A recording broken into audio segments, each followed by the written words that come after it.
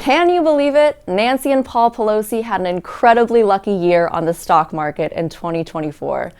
New financial disclosures show that the couple made between $7.8 and $42.5 million last year, meaning that their estimated net worth could now be up to $413 million.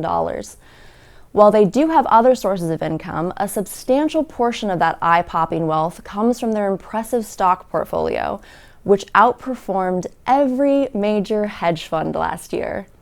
Nancy maintains that she owns no stocks because they're owned by her husband, Paul, and a spokesperson insisted the former House Speaker has no prior knowledge or subsequent involvement in any transactions. Well, Paul must be a modern-day Nostradamus. He sold 5,000 shares of Microsoft stock in July of 2024, months before the Federal Trade Commission announced an antitrust investigation into the company.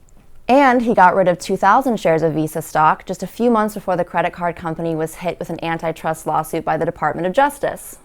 He missed his calling. With foresight like that, he could have been a world-famous psychic. If this were the average person, the SEC would be picking through their records with a fine-tooth comb. Now, it is entirely possible that Paul Pelosi makes his trades with zero input from his wife or any other connected person. But it sure looks fishy for the husband of a high-ranking politician to be pulling in millions from incredibly well-timed stock market moves. The truth is, Americans will probably never know for sure if these trades were above board or not. What we do know is that as Speaker of the House, Nancy blocked legislation that would prevent members of Congress from buying or selling individual stocks while in office. While the Pelosi's market prowess is prolific, Nancy is far from the only politician who has enriched herself from stock trading. Politicians on both sides of the aisle regularly make good money off the market. In fact, the portfolios of both Democratic and Republican congressional lawmakers beat the S&P 500 in 2024, according to watchdog Unusual Whales.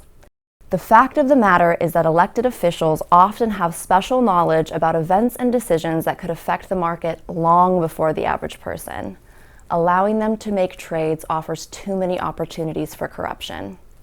House Speaker Mike Johnson and House Minority Leader Hakeem Jeffries have both signaled that they would support a ban on congressional stock trading.